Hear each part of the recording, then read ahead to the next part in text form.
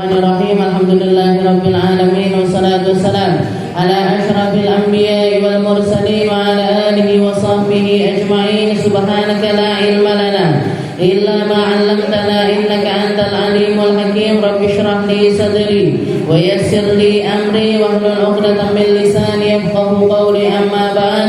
Alhamdulillah ala ni'matil Islam, alhamdulillah ala ni'matil iman wa kafa biha min ni'mah. Alhamdulillah, segala puji bagi Allah Subhanahu wa taala yang memberi kita nikmat Islam iman, memberi kita nikmat sehat sempat, memberi kita nikmat untuk selalu dan selalu mengkaji perkataan-perkataan yang murni turun dari Allah Subhanahu wa taala. Sesuatu yang dijanjikan oleh Allah Ta'ala untuk selalu dijaga sampai akhir zaman nanti, akan selalu dibaca oleh orang-orang yang ingin membacanya, akan menjadi sumber hidayah bagi siapapun yang mencari hidayah, akan menjadi petunjuk bagi siapapun yang menginginkan petunjuk untuk hidup di dunia dengan keadaan-keadaan yang mulia, dan meninggal pun juga dalam keadaan mulia, bawa sesuatu yang mulia, bawa bekal-bekal menuju Allah Subhanahu wa taala, menyimpan pahala-pahala yang besar di sisi Allah Subhanahu wa taala. Jangan sampai kita masuk di dalam perkataan Allah taala yang menceritakan tentang penyesalan orang-orang yang tidak memiliki jatah tentang perkara-perkara yang semacam ini. Allah taala mengatakan falamma ra'au ba'sana qalu ma'agna. Jadi orang-orang yang mereka enggak memiliki jatah-jatah keindahan, tidak memiliki jatah-jatah tempat yang baik peribadatan dan lain sebagainya, mereka mengatakan ma'agna anni maliyah halaka anni sultaniyah khudhuhu faghulluh. Kata orang-orang yang mereka enggak memiliki bekal, mereka mengatakan ma'agna anni maliyah. Ternyata hartaku tidak berguna di sini. Ternyata kekayaanku nggak bisa dipakai di sini. Ternyata yang aku kumpulkan, aku bangga-banggakan, aku anggap menjadi sebuah prestis kepemilikan di antara manusia, nggak berlaku di sisi Allah Taala. Ma'aghna anni maliyah halaka anni sultaniyah. Kekuasaan yang dulu aku miliki, orang-orang yang taat kepadaku, orang-orang yang mau mengikuti perintah-perintahku, mereka pun juga lepas dari diriku, gak bisa nolong aku dengan hal apapun. Ma'aghna anni maliyah halaka anni sultaniyah. Maka Allah Ta'ala menyerukan kepada para malaikat-malaikat, khuduhu faghulluh tsummal jahima sallu. Katanya Allah Ta'ala, silahkan orang-orang macam ini, bawakan rantai-rantai besi, seret mereka untuk masuk ke dalam nerakaku. Suruh mereka untuk seret mereka untuk masuk ke dalam nerakanya Allah Subhanahu wa taala. Na'udzubillahi min dzalik. Jadi perkumpulan yang semacam ini, pembahasan yang semacam ini, perkataan-perkataan yang semacam ini, duduknya jenengan di sini, semuanya adalah bekal-bekal kita yang tidak akan pernah kita sesali baik di dunia sampai di akhirat nanti.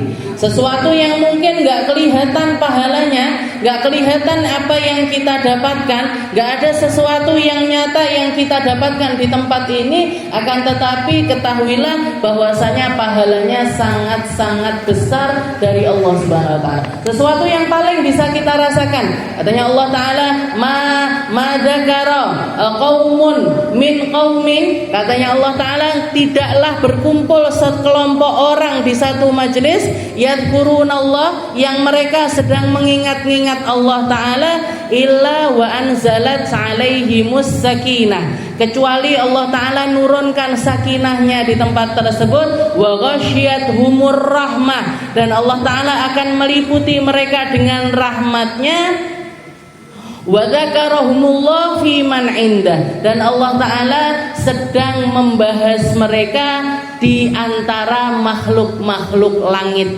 Meskipun kita nggak viral Bu di dunia, dan memang kita nggak nyari itu, meskipun kita nggak terkenal di dunia, meskipun hal yang semacam ini nggak banyak diiriin sama manusia, nggak banyak bikin orang itu iri. Dari mana kamu? Dari mana kamu? Ngaji aku mang. Ning endi? Nggone omahe Bu Jujur. Oh. Paling orang itu ngomongnya, oh. Yora melek melok, ya nggak melek katut. Apa kamu dapat apa? Ya aku dapat pembahasan tafsir. Jajane apa? Lemper paling. Tapi kalau jenengan cerita, kamu dari mana kemarin? Oh aku habis pulang umroh. Oh melek aku yo Kamu pulang dari mana? Oh aku pulang dari jalan-jalan ke Singapura. Kapan ya aku bisa ke Singapura? Bikin orang-orang iri. Bahkan nggak usah sampai ke luar negeri. Dari mana kemarin? Teko JLS. Aku kok nggak bijak.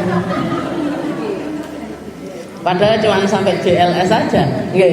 Yang kalau anak toko saya dijak rihlah ke sana, jalan sendiri bisa, naik motor sendiri bisa.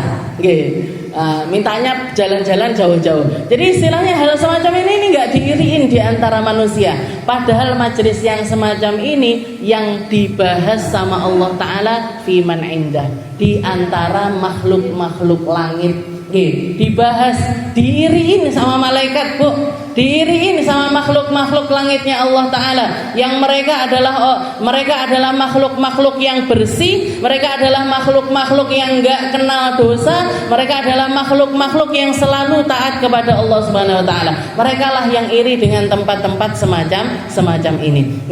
Jadi sesuatu kenikmatan yang semacam ini harus selalu kita ingatkan, harus selalu kita nge-review kembali, nilai ulang, melihat kembali bahwasanya yang semacam ini enggak Allah Ta'ala berikan kepada sembarang manusia. Nikmat untuk duduk di majelis, betah duduk di majelis, mau bermajelis, kita meluangkan waktu 1 jam, 1 jam setengah sampai 2 jam untuk duduk di tempat ini adalah durasi waktu yang gak akan pernah kita sesali di dunia sampai di akhirat nanti. Karena rahmatnya sudah pasti dapat, sakinahnya sudah pasti dapat. Sakinah itu ketenangannya hati. Tenangnya hati itu yang pertama kali Allah Ta'ala turunkan. Rahmatnya Allah Ta'ala yang pasti kita dapatkan. Dan yang terakhir, wa dzakarahumullahu fiman indah, dibicarakan sama para ahli langit. Jadi perbincangannya para ahli langit, viralnya di langit sana, walaupun gak viral di antara manusia. Kita lanjutkan pembahasan kita masih di dalam qaulullah Ta'ala, di dalam firman-firman Allah Ta'ala. A'udzu billahi minasyaitonir rajim. Bismillahirrahmanirrahim. Kalla innaha tadhkirah faman syaa'a dzakara fi suhufin mukarramah marfu'atin mutahharah bi aidi safarah kiramin bararah. Setelah Allah Ta'ala mengingatkan kita bahwasanya isi Al-Quran ini semuanya adalah peringatan, isi Al-Quran ini semuanya adalah nasihat, isi Al-Quran ini isinya adalah haqiqatul hayah, cara kita untuk hidup di dunia dengan sebenar-benarnya kehidupan, agar kita menjadi orang-orang yang bukan cuman mulutnya aja yang makan dan minum, tapi ruhnya juga ikut makan dan minum. Bukan cuman nutrisi jasmani saja yang diberikan, tapi nutrisi rohani ini juga kita berikan. Bukan cuman diopeni apa yang kelihatan dari kita, min hawasina, dari anggota tubuh kita, tapi kita juga berusaha untuk menjaga anggota tubuh ini untuk bisa kembali kepada Allah Ta'ala dengan cara yang terindah. Dan itu nggak bisa kita dapatkan kecuali lewat ilmu, dan itu nggak bisa kita dapatkan kecuali lewat hikmah. Kalau para ulama mengatakan makanannya hati itu adalah ilmu, sedangkan minumannya hati itu adalah zikir. Jadi zikir sama ilmu itu harus bergandengan kalau kita mau sehat hati kita. Hati kita ini kalau mau kita kasih nutrisinya, dua perkara ini jangan sampai lepas dari kehidupan kita. Dikasih makan hatinya, dikasih minum juga hatinya. Makanya bahkan sebagian ulama mengatakan banyak di antara mereka yang selesai pengajian, kalau kita yang dibaca ya Rabbana atarafna bi annana atarafna, ada sebagian di antara mereka yang setelah selesai ngaji ini mereka membaca alhamdulillahilladzi at'amani hadzal ta'am wa razaqanihi min ghairi haulin minni wala quwwah. Mereka mengatakan, ya Allah, segala puji bagimu ya Allah yang telah memberi aku rezeki ini tanpa usaha yang besar dari aku, tanpa effort yang besar dari diriku. Min ghairi haulin minni wala quwwah. Kalau bukan kekuatan untuk datang di sini, ini kekuatan dari Allah Taala, kita nggak akan kuat datang ke sini, Bu.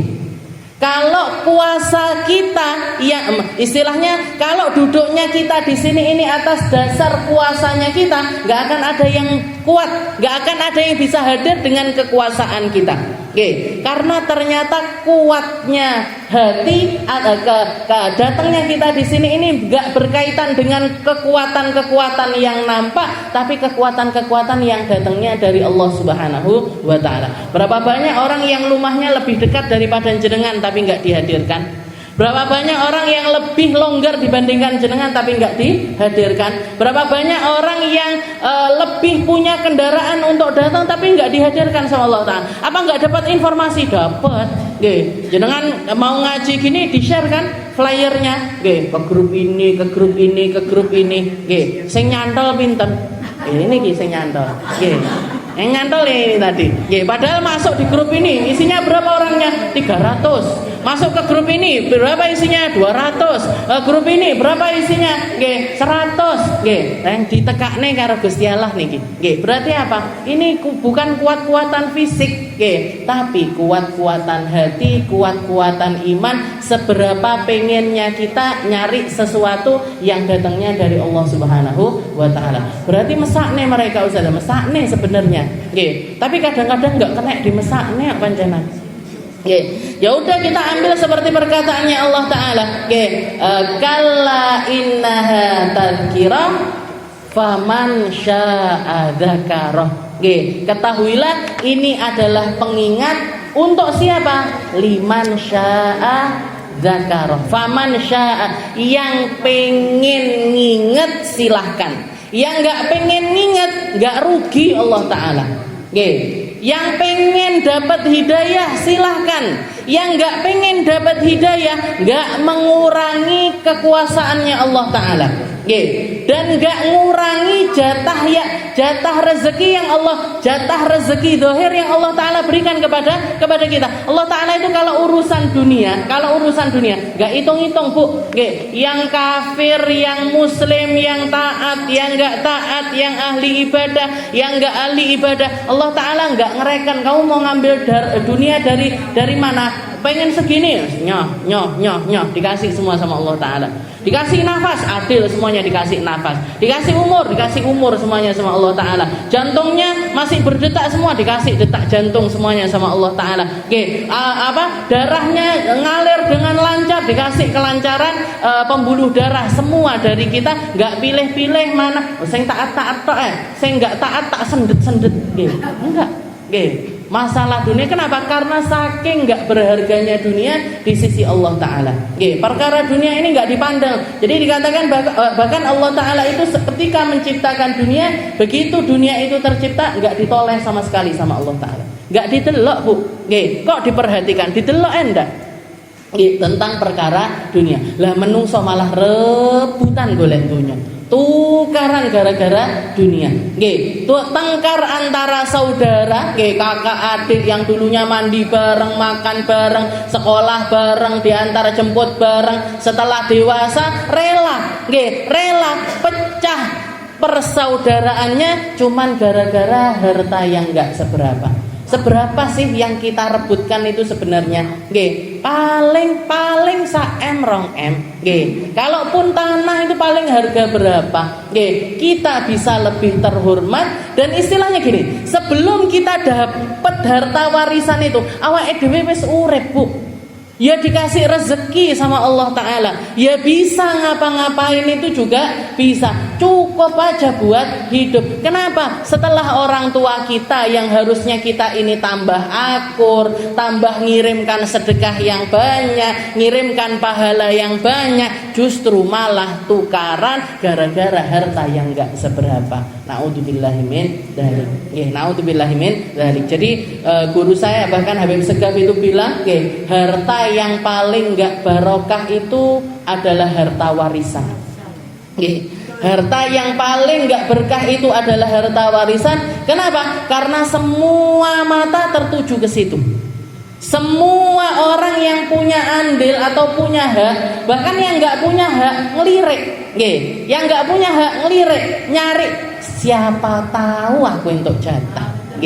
Siapa tahu saya dapat. Setelah kalau ada orang meninggal, apalagi orang kaya, wong kabeh langsung hitung-hitungan. Sing kuwi entuk pira ya? Sing kuwi entuk tanah sing endi? Melok ngurusi, ikut ngurusi. Kamu dapat jatah toko yang mana? Takziah ini ke keluarga ini bukannya menghibur, malah ngebong-ngebongi. Aja sampai lo ya awakmu ndak entuk jatah. Proteso kok, proteso. Ayo diurus dari sekarang. Naudzubillahimin dzalik. Jadi itu padahal adalah harta yang paling tidak berkah. Kalau memang kita ada di posisi di mana hal yang semacam itu terjadi, kalau bisa melepaskan, Bu, lepaskan. Kalau bisa kita tidak mengharapkannya, jangan mengharap dari perkara yang semacam kerja. Kalau mau punya duit, kerja. Kalau mau punya duit, bikin usaha. Kalau mau punya duit, kalau mau pengen punya harta, lakukan apapun, berdiri di atas kaki kita agar kita menjadi orang-orang yang megang duit ini karena usahanya kita sendiri.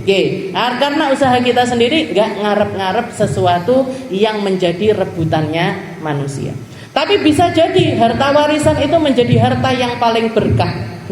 Ketika apa? Ketika begitu warisan itu turun, istilahnya jatah warisan itu turun, anak-anak yang ahli waris ini tadi istilahnya saling mengambilnya dengan cara yang baik atau ngikuti aturannya Allah Ta'ala di dalam pembagian tersebut. Ini ada harta warisan sekian, jatahnya kakak laki-laki sekian, jatahnya adik yang perempuan sekian, jatahnya ibu sekian, jatahnya nenek sekian, jatahnya kakek sekian.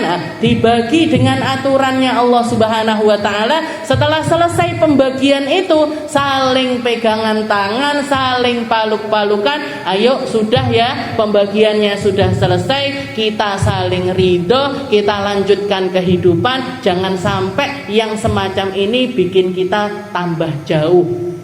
Jangan bikin persaudaraan antara kita ini pecah gara-gara warisan, atau bahkan dikatakan, ada yang belum ridho dari pembagian ini, ada yang masih merasa kurang jatah dari pembagian ini. Misalkan ada yang bilang aku kurang, padahal sudah dikasih jatahnya, punya aku kurang.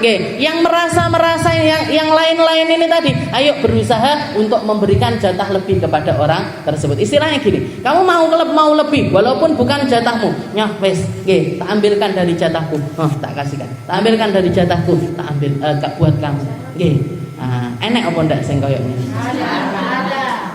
Ada. Kalau ada yang semacam itu, maka harta warisan itu akan menjadi harta yang paling berkah. Jadi kalla innaha tadhkirah faman syaa dzakara. Katanya Allah Ta'ala, Al-Qur'an ini isinya semuanya nasihat. Isinya semuanya adalah pengingat. Untuk siapa? Faman syaa dzakara. Yang mau silahkan. Jadi istilahnya pengingat ini untuk yang mau saja. Yang enggak mau Allah Ta'ala enggak butuh. Yang mau diingetin, yang mau aja, yang mau berusaha untuk datang, yang mau berusaha untuk ngerti, yang mau berusaha, yang mau effort, yang mau keluar dana, yang mau modal di dalam hal tersebut, maka mereka akan mendapatkan apa yang mereka inginkan. Yang nggak mau, Allah Ta'ala nggak butuh. Kita Allah Ta'ala nggak pernah butuh dengan kita, Allah Ta'ala nggak pernah butuh dengan ibadahnya kita, bahkan Allah Ta'ala nggak pernah butuh dengan Islam imannya kita. Tapi kalau kita mau selamat, kita yang harus nyari. Kalau kita mau selamat, kita yang harus berbekal dengan perkara yang semacam ini. Fi suhufim mukarramah marfu'atim mutahharah bi aidi safarah. Dan semua peringatan-peringatan tersebut diletakkan oleh Allah Ta'ala fi suhufim mukarramah, di dalam lembaran-lembaran yang mulia. Mulia di mana? Mulia di sisi Allah Ta'ala. Di dalam lembaran-lembaran yang sekarang ini jenengan pegang, di lembaran-lembaran yang sekarang ini bisa kita baca, di lembaran-lembaran yang sekarang ini begitu kita membukanya, kita bisa langsung paham tentang makna kalimat-kalimat tersebut. Fi suhufim mukarramah marfu'atim mutahharah, lembaran-lembaran yang diangkat derajatnya oleh Allah Ta'ala, yang naik berada di tempat yang tinggi, mutahharah, dan selalu bersih, selalu suci, selalu enggak la yamassu min aidi syayatin. Dikatakan bersih ini maksudnya apa? Munazzahah min massi syayatin, enggak tersentuh fahamnya setan, gak tersentuh lamsus syaitan. Jadi setan itu gak punya kemampuan untuk memperdaya Al-Quran, merubah Al-Quran, menjadikan Al-Quran ini alat mereka di dalam merusak manusia. Ini gak bisa kalau Al-Quran. Kalau sesuatu yang lainnya bisa. Setan itu bisa ngerusak manusia lewat omongan, bisa ngerusak manusia lewat ekonomi, bisa ngerusak manusia lewat cobaan hidup, bisa ngerusak manusia lewat harta duniawi, bisa ngerusak manusia lewat jabatan-jabatan. Semua perkara yang kita lihat ini bisa jadi alatnya setan memperdaya manusia. Dan itu sudah dijanjikan sama setan. Setan itu janjinya kepada Allah Ta'ala, ya Rabb, saya minta perpanjangan waktu, saya minta dipanjangkan umur saya ila yaumiddin. Sampai kapan? Katanya Allah Ta'ala, ila yaumiddin, ila yaumi yub'atsun. Kamu gak akan mati sampai hari kiamat, wahai setan, wahai iblis. Begitu dapat jatah umur panjang ini tadi, maka perkataan la ughwiyannahum min baini aydihim wa min khalfihim wa an aymanihim wa an syama'ilihim. Ya Allah, saya akan goda manusia dari seluruh penjuru arah, depan, belakang, kanan, kiri, lewat hal apapun saya akan menggoda mereka dengan cara apapun. Dan istilahnya kalau nggak bisa goda mereka secara keseluruhan, saya akan menggoda mereka dengan cara yang sekecil. Istilahnya ada pasukan untuk goda yang besar-besar, ada yang pasukan goda yang kecil-kecil. Termasuk salah satu hal yang dijanjikan sama setan, yang diperingatkan oleh Allah Ta'ala kepada manusia, ya Bani Adam, wahai putra-putra Adam, wahai anak turunnya Adam, la yaftinannakumus syaitan, jangan sampai kamu itu kena fitnahnya setan, kama akhraja abawaikum, sebagaimana abah kalian Nabi Allah Adam terkena fitnahnya setan,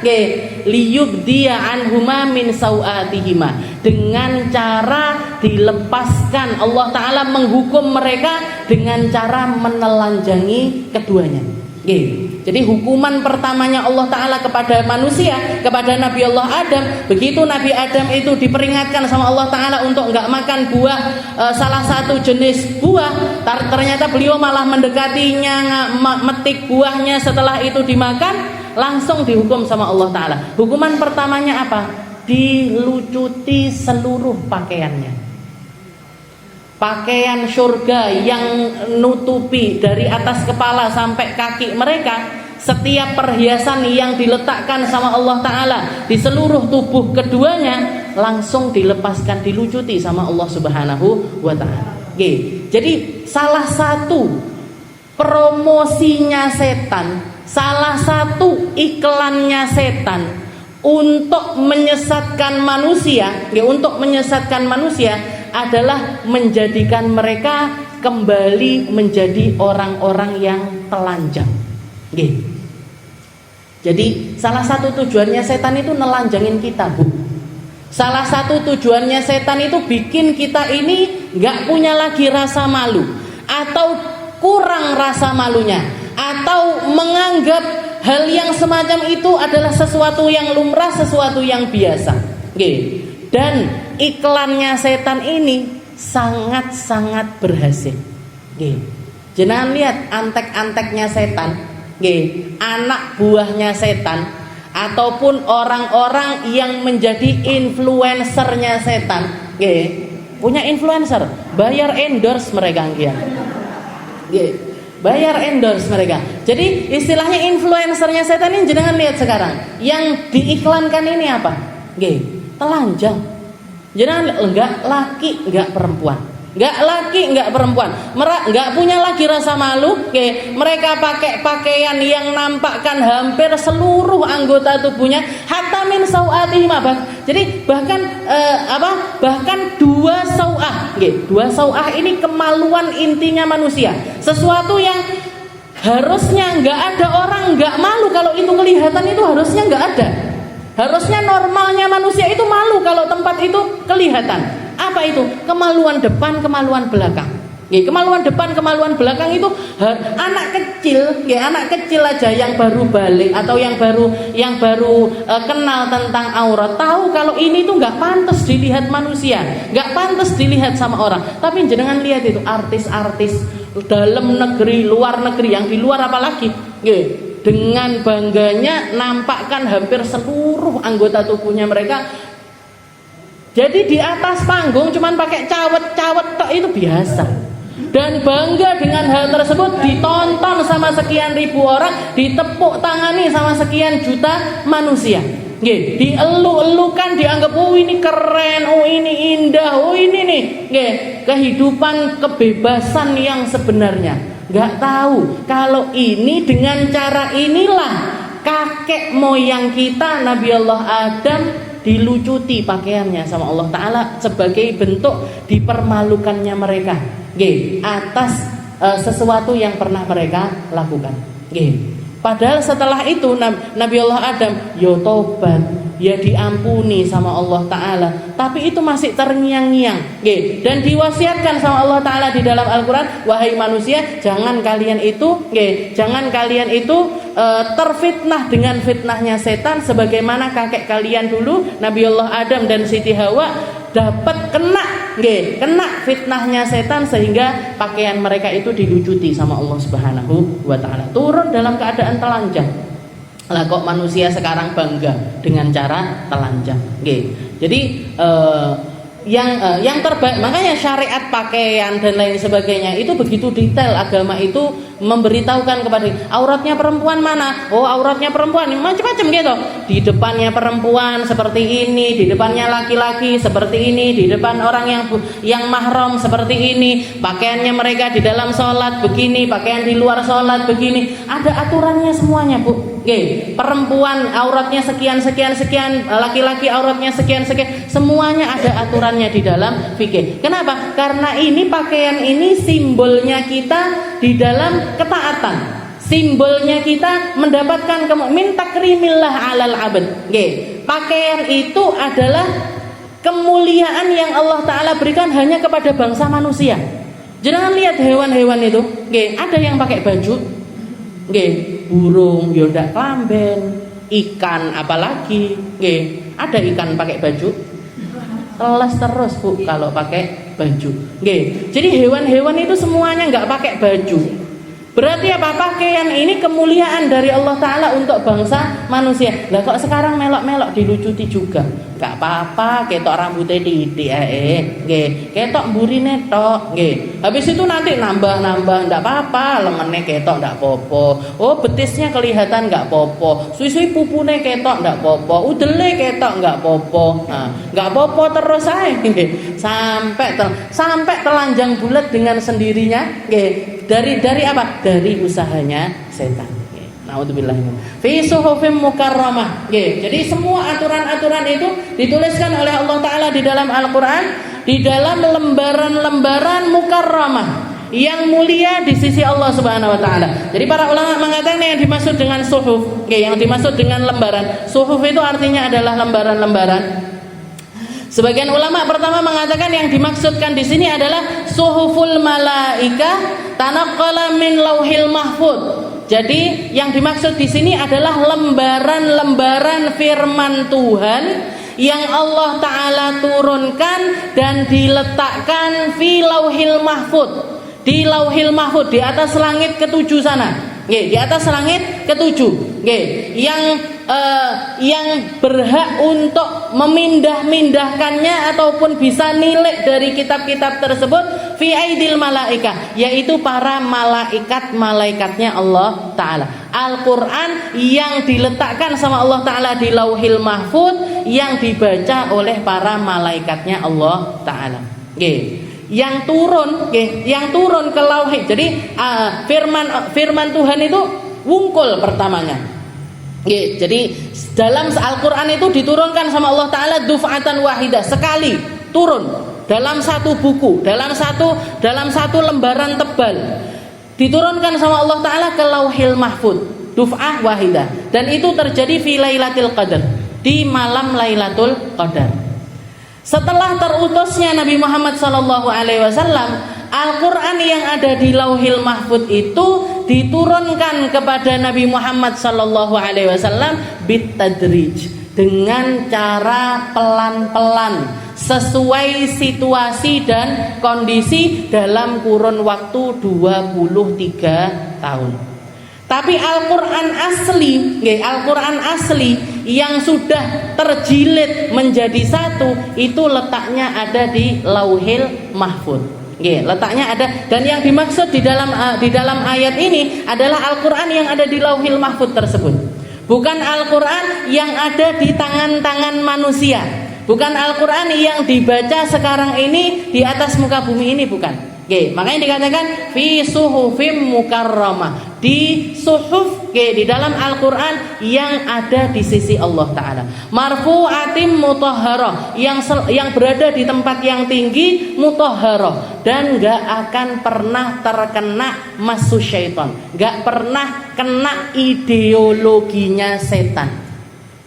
Kalau yang sudah turun di dunia, kalau yang kita baca, yang jenengan baca, yang jenengan pegang, kalau ngajinya kepada orang yang nggak punya rantai sanad untuk memahaminya sampai kepada Nabi Muhammad SAW, bisa jadi jenengan bukannya faham, tapi malah gagal faham.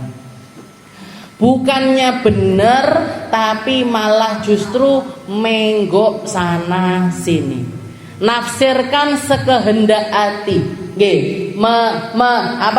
baca terus menerka-nerka hukum sesuai dengan keinginan sendiri.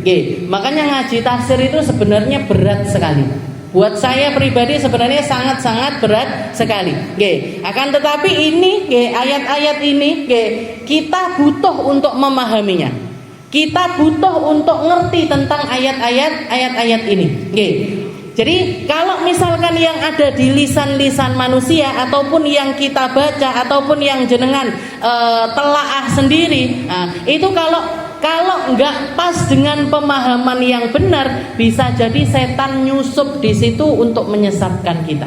Bisa jadi setan nyusup di situ untuk menyesatkan kita. Makanya firman Allah Ta'ala, banyak orang-orang yang katanya ngaji, katanya belajar, tapi kelakuannya nggak karu-karuan, dan mereka ngambil dalil dari Al-Quran. Ngambil dalilnya dari Al-Quran. Yang saya ingat sekali dulu pernah nonton TV saya. Nonton TV ada satu orang, bukan ulama, bukan orang yang pokoknya orang tukang ngomong gitulah istilahnya. Dia itu ngutip ayat Al-Quran, dan waktu itu pembahasannya tentang LGBT. Tentang orang-orang yang menggok, laki seneng laki, perempuan seneng sama perempuan. Dia ngambil ayat Al-Quran, katanya ngambil dari surat An-Nur. Ngambil dari surat An-Nur, mereka mengatakan ini loh, Allah Ta'ala aja mengatakan, wattabi'ina ghairi ulil irbati minar rijal. Nggih, termasuk golongan laki-laki atau golongan orang yang perempuan ini boleh melepaskan boleh menampakkan perhiasan mereka di depan orang-orang tersebut. Allah Ta'ala wala yubdina zinatahunna illa li bu'ulatihinna. Ayatnya panjang. Oke, Allah Ta'ala mengatakan perempuan ini enggak boleh nampakkan perhiasannya kecuali di depan suaminya, di depan bapak suaminya, di depan orang tuanya, di depan anak kandungnya, di depan keponakannya, di depan paman-pamannya, paman dari ayah ataupun paman, disebutkan rinci sama Allah Ta'ala. Dan di akhir itu termasuk wattabi'ina ghairi ulil irbah. Nggih, orang-orang laki-laki yang sukanya itu nempel di yang sukanya itu jadi ngikutin orang. Nggih, kehidupannya itu ngikutin orang. Wattabi'in ghairi ulil irbah, dan mereka itu enggak punya hasrat kepada perempuan minar rijal. Mereka orang laki tapi enggak punya hasrat kepada perempuan. Itu karena otaknya sesat, langsung disesatkan ayat itu. Oh, ini loh katanya Al-Quran, ada golongan laki-laki yang nggak punya hasrat kepada perempuan. Jadi ada golongan laki-laki yang nggak punya hasrat kepada, berarti kan LGBT itu bener, nggak apa-apa. Perempuan itu nampakkan auratnya di depan laki-laki yang bencong itu tadi, sing rodok ngeten melambai. Nah, karena Al-Quran mengatakan hal tersebut. Padahal tafsirannya ayat tersebut, kita belajar tafsir ini kan berarti bukan kaulnya kita, bukan omongannya kita, tapi omongan dari ulama, omongan dari para ahli tafsir. Jadi guru, misalkan saya belajar tafsir, saya belajar tafsir dari guru saya belajar tafsir dari gurunya belajar tafsir dari gurunya, terus nyambung sampai Nabi Muhammad SAW. Sehingga penafsiran dari ayat-ayat tersebut bukan tentang omongan kita, tapi tentang omongannya para ulama yang paling ngerti konteks dari ayat tersebut. Apa ini wattabi'ina ghairi ulil irbah? Orang-orang yang IQ-nya itu agak turun. Atau kalau kita nyebutnya sekarang ini cacat mental, atau mereka-mereka yang idiot. Jadi biasanya itu di setiap kampung pasti ada, di setiap daerah itu pasti ada. Sukanya kan ngoten, modelnya kan hampir sama. Senengannya ngintil orang yang dia tahu, misalkan jenengan ngasih makan sekali sama mereka, besok ditungguin lagi, Bu. Besoknya lagi ditungguin lagi, besoknya lagi ditungguin lagi. Dan istri-istrinya Nabi itu sering ngopeni orang-orang macam ini. Jadi rumahnya itu sering dibuka untuk jadi orang-orang seperti itu nanti datang ke rumahnya Sayyidah Aisyah, dikasih makan pergi, dikasih kurma pergi, dikasih jajan pergi. Nah ini yang dimaksud wattabi'ina ghairi ulil irbah, karena orang kayak gitu kan diomongi nggak kena. Kalau mau datang ke rumah ketok pintu dulu loh ya, pamit dulu, assalamualaikum dulu, kan enggak. Kalau dia sudah merasa biasa blunas di rumah itu, cukup mlebu ae, cukup masuk aja. Kelihatan pintunya buka, langsung nyelonong masuk. Nah, ini yang dimaksud dengan wattabi'ina ghairi ulil irbah. Istri-istrinya Nabi suka ngopeni orang-orang macam ini, sehingga kalau kadang-kadang itu belum siap-siap nutup aurat sempurna, mereka sudah masuk, mereka sudah nyelonong. Nah, yang semacam ini dimaafkan sama Allah Ta'ala. Lah diselewengkan otaknya LGBT, mereka nganggapnya ini loh ada laki-laki yang nggak punya hasrat kepada perempuan. Jadi fi suhufi, jadi ayat ini sebenarnya yang dimaksud di dalam ayat ini fi suhufim mukarramah marfu'atim mutahharah bi aidi safarah, bahkan diperjelas sama Allah Ta'ala, yang ada di tangan-tangan para malaikat, yang dipindahkan dari satu malaikat ke malaikat yang lain. Maksudnya yang dikaji di antara malaikat. Ini yang dimaksud Al-Quran yang murni dari Allah Subhanahu wa ta'ala. Fi suhufim mukarramah marfu'atim mutahharah bi aidi safarah kiramim bararah. Dan malaikat-malaikat itu mereka adalah makhluk-makhluknya Allah Ta'ala yang mulia, dan semuanya baik. Nggih, enggak ada di dalam dirinya keburukan sama sekali. Nggih, yaf'alu la ya'sunallaha ma amarahum wa yaf'aluna ma yu'marun. Sifatnya malaikat itu, nggih, sifatnya malaikat enggak pernah bermaksiat kepada Allah. Bahkan enggak pernah berhasrat untuk bermaksiat kepada Allah. Nggih, enggak pernah punya hasrat untuk maksiat, itu enggak pernah malaikat itu. Nggih. Wa yaf'aluna ma, dan apa yang diperintahkan sama Allah Ta'ala mereka selalu melaksanakannya. Ini kan kita nggak punya. Manusia kan sifat yang semacam ini kan nggak punya. Kalau ada kesalahan justru malah kita milik jajal. Nggih. Piye to asline rasane enggak jilbaban iki piye asline? Nggih. Rasa wis tahu tapi jenengan nggih to. Wis tahu, kita semuanya udah pernah dulu enggak pakai jilbab. Sebenarnya gimana sih? Kadang-kadang itu orang manusia itu nggih, ada seringkali ada di satu titik di mana mereka itu lelah dengan amal baiknya, nggih, lelah dengan kebaikannya, nggih, lelah untuk di dalam rutinitas yang semacam, mesti ada titik-titik yang semacam itu manusia ini pasti ada. Dan itu sama sekali nggak ada di dalam golongan para malaikatnya Allah Subhanahu wa taala. Kiramim barara. Jadi maksud yang dimaksud di dalam ayat ini adalah Al-Qur'an yang ada di Lauhil Mahfuz. Nggih, Al-Qur'an yang ada di Lauhil Mahfuz. Nah, Al-Qur'an yang ada di antara kita, nggih, Al-Qur'an yang ada di antara kita ini kemuliaannya tetap berbeda dengan buku-buku yang lainnya, tapi nggak sampai ke tingkat seperti yang disifatkan sama Allah Ta'ala di dalam ayat ini yang ada di atas. Nah, jadi istilahnya mushafnya kita itu nggak pernah sama dengan mushaf yang ada di Lauhil Mahfuz. Al-Qur'annya kita itu nggak pernah bisa setara dengan Al-Qur'an yang ada di Lauhil Mahfuznya Allah Subhanahu wa taala. Makanya di dalam ayat ini pernah dikutip sama Imam Malik di dalam kitab Muwatta'nya beliau, di dalam kitab Muwatta'nya beliau, takwil dari ayat ini yang dimaksudkan sama Allah Ta'ala di dalam ayat ini, itu dikutip sama beliau di dalam bab la yamassul Qur'an illa tahir.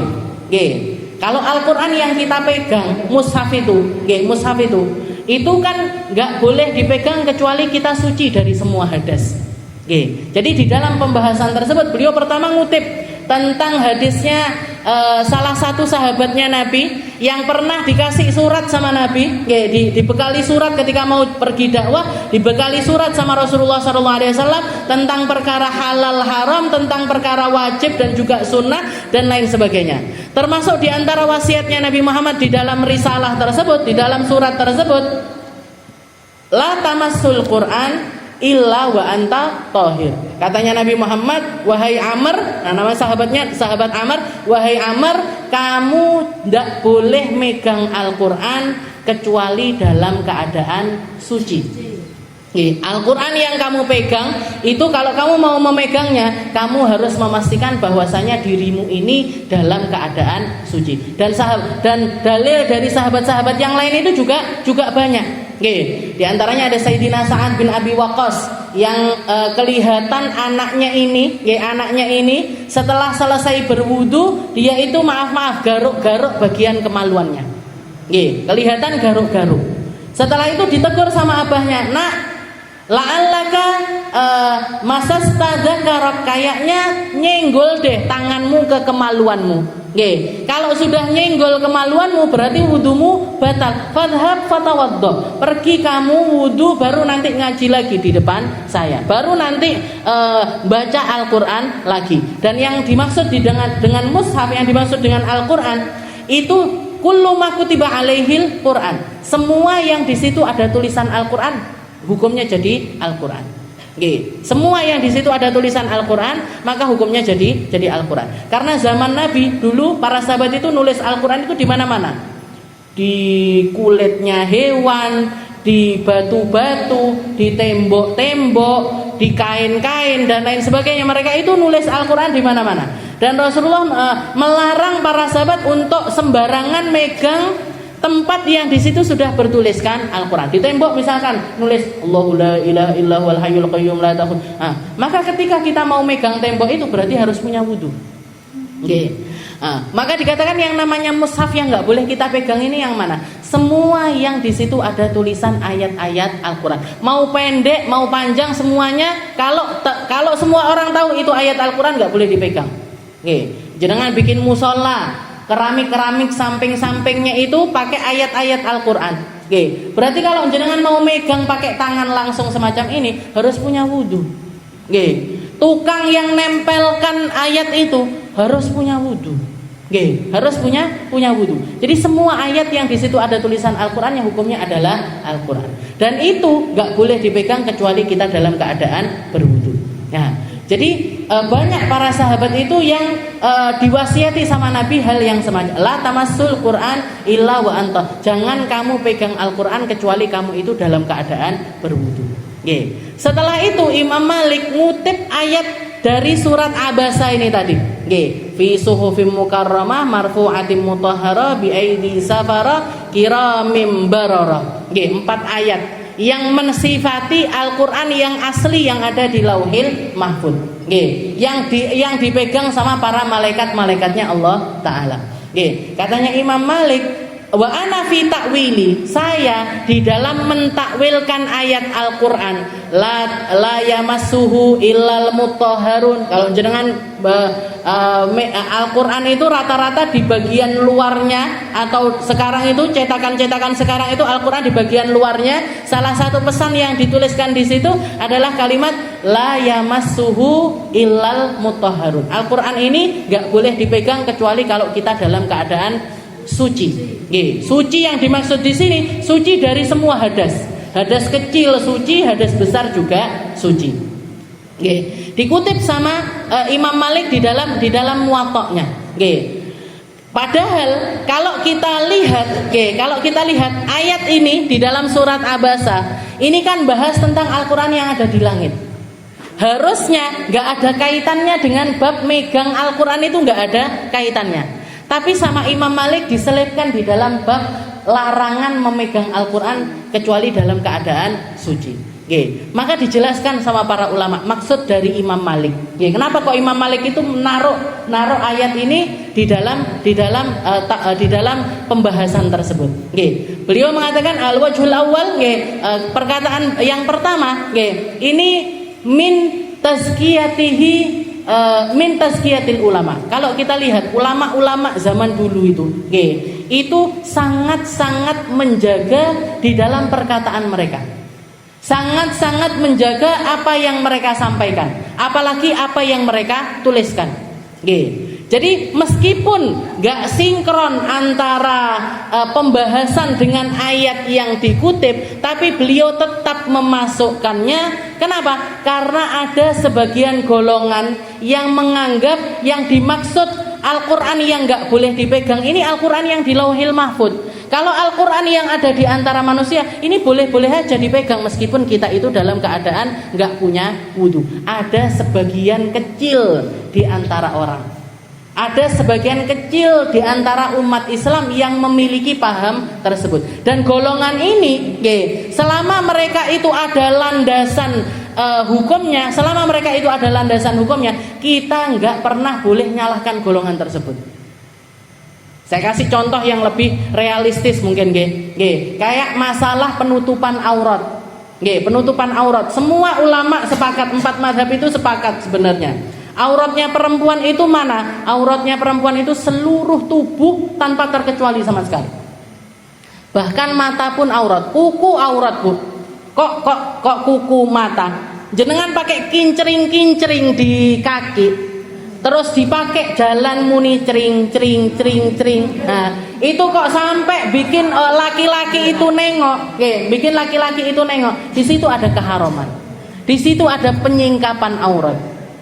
Bukan itu aja, jenengan kalau mau keluar, mau majlisan tapi parfumnya mulai dari ujung kepala sampai usrot. Lewat di bapak-bapaknya bilang, wangi nih ibu iki. Di situ sudah ada kesalahan, sudah ada dosa yang terletak di tempat tersebut. Nggih. Jadi semua ulama itu sepakat auratnya perempuan itu di luar sholat adalah seluruh tubuh tanpa terkecuali. Di dalam sholat seluruh tubuh kecuali wajah dan juga telapak tangan. Tapi ada kaul kecil, termasuk diantaranya yang mengucapkannya adalah Imam Baijuri. Di dalam fikihnya beliau mengatakan enggak, auratnya perempuan di luar dan di dalam sholat itu sama. Kenapa?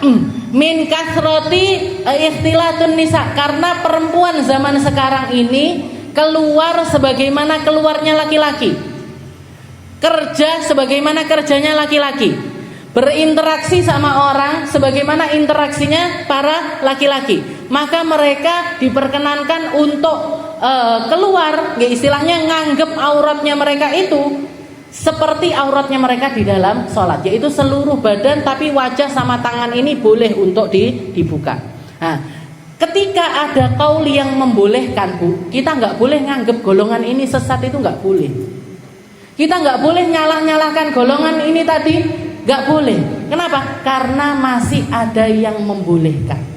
Oke. Nah ini Imam Malik ngutip ayat ini di dalam pembahasan nggak boleh megang Al-Quran, karena realitanya di masyarakat yang megang Al-Quran itu bahkan bukan cuma orang Muslim, bahkan bukan orang Muslim yang suci punya wudhu, enggak, orang kafir loh banyak yang megang Al-Quran. Oke, mempelajari Al-Quran, ngambil tafsirnya Al-Quran, megang Al-Quran. Ternyata realitanya di masyarakat Al-Quran ini banyak dipegang sama orang-orang yang dalam keadaan nggak punya wudhu. Oke, dalam keadaan nggak punya wudhu. Apakah kita boleh menganggap mereka ini sesat? Apa kita boleh? Oh kamu nggak, kamu salah. Nah, nggak boleh. Kenapa? Karena masih ada sebagian ulama yang membenarkan hal tersebut. Oke. Makanya nyalahkan kelompok, nyalahkan orang, nyalahkan golongan seseorang-orang yang beda paham sama kita, beda manhaj sama kita, beda keyakinan sama kita. Nah, itu selalu nggak diperkenankan. Oke. Wong kuinya foto gerubyuk tahlilan terus. Wong tahlilan kok disalahkan. Tahlil ini loh kalimat la ilaha illallah. Kalimat yang diperjuangkan sama Nabi, yang katanya Nabi qulu la ilaha illallah tuflihu. Kamu baca, ucapkan kalimat la ilaha illallah, kamu akan sukses masuk ke dalam surganya Allah Ta'ala. Ini kalimat mindah orang yang harusnya masuk neraka jadi masuk surga. Lah kok saiki disesat-sesat nih. Sekarang dianggap bid'ah. Kalau sudah bid'ah dolalah, kalau sudah dolalah finnar. Nggih, wong tahlilan kabeh neng neraka, wong yasinan kabeh neng neraka, wong mulutan kabeh neng neraka. Terus sing neng surga sapa? Dia sama kelompoknya sendiri. Imam Malik ini loh akhlaknya para ulama-ulama kita.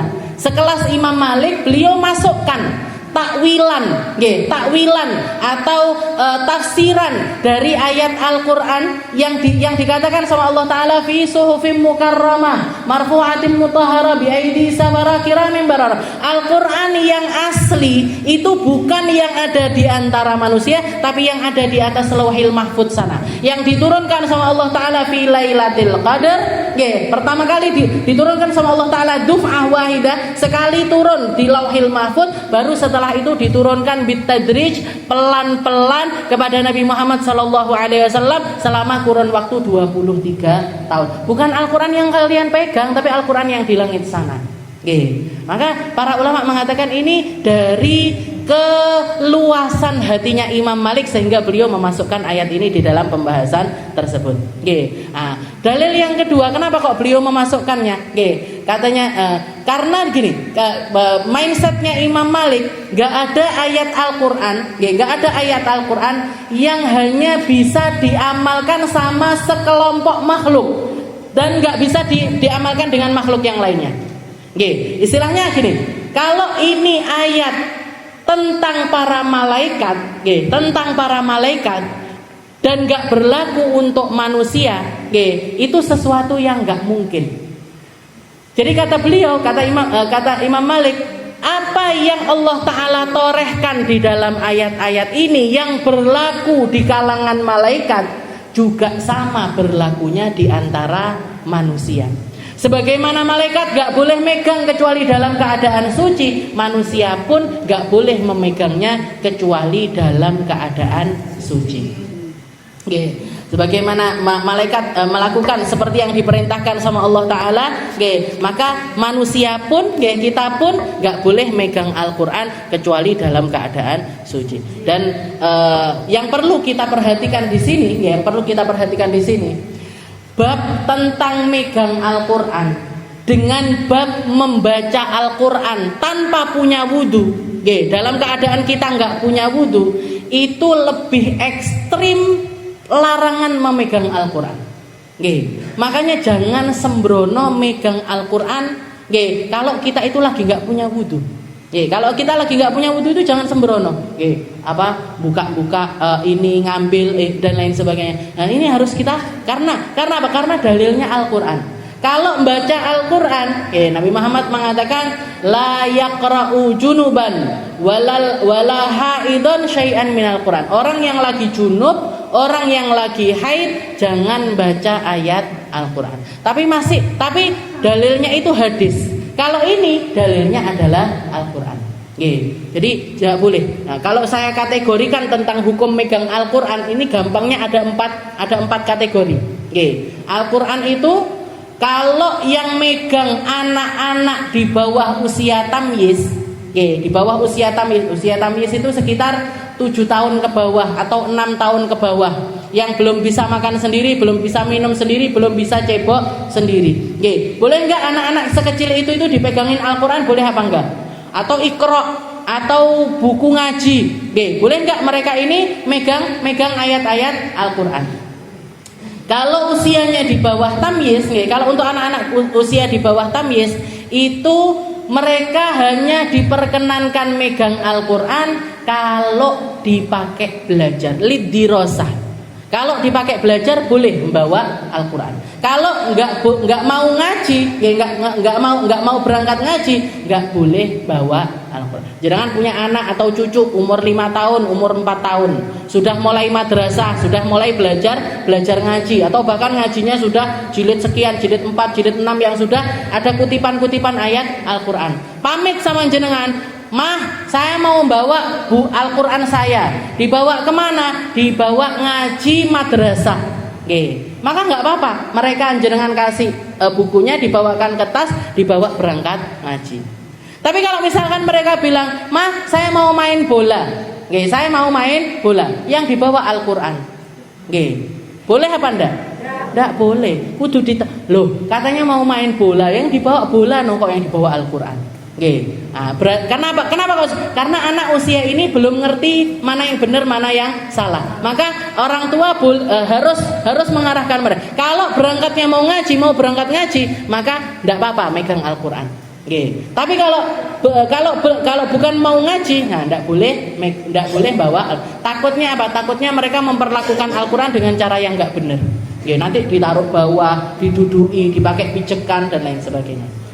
Tapi kalau di atas usia tamyiz, di bawahnya baligh, di atas usia 7 tahun tapi belum baligh. Baligh itu tandanya kalau laki-laki mimpi basah, kalau perempuan menstruasi.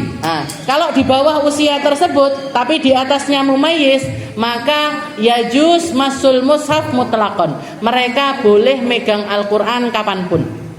Karena sudah ngerti. Mereka dan insya Allah nggak akan menghinakan Al-Quran. Jadi mau mereka belajar ataupun mereka nggak belajar, tetap boleh megang Al-Quran. Yang ketiga, golongan ketiga, baligh. Di atas usia baligh. Kayak kita ini, sudah di atas usia baligh. Gimana caranya megang Al-Quran? Hanya boleh megang Al-Quran kalau kita dalam keadaan suci, punya wudhu. Jadi bebas dari hadas kecil, bebas dari hadas besar, maka baru kita boleh megang Al-Quran. Kalau nggak punya wudhu, nggak boleh megang Al-Quran. Dan yang terakhir, lid darurah. Kalau lagi dalam keadaan darurat, jangan lihat Al-Quran jatuh, lagi nggak punya wudhu atau lagi menstruasi, Nggak usah golek uang. Sapa sing duwe wudu? Oke. Kecuali kalau banyak orang kayak gini, ada Al-Qur'an jatuh. Ayo siapa yang punya wudu ambil. Tapi kalau lagi sendirian di rumah atau kelihatan Al-Qur'an mau nyemplung got misalkan, atau ada yang buang di tong sampah, nggak usah nyari siapa-siapa, nggak usah ngeliat aku duwe wudu apa enggak, langsung diambil aja. Langsung diambil, diselamatkan. Nah, ini ada kemuliaan di dalam memuliakan ayat-ayat Al-Qur'an. La yamassuhu illal mutahharun. Jadi ini ada kaitannya dengan ayat tersebut. Dengan ayat innahu laqur'anun karim fi kitabim maknun la yamassuhu illal mutahharun. Dan setelah itu Allah Ta'ala mengatakan qutilal insanu ma akfarah min ayyi syai'in khalaqah min nutfatin khalaqahu faqaddarah tsumma as-sabila yassara. Insyaallah kita lanjutkan di pertemuan kita yang selanjutnya.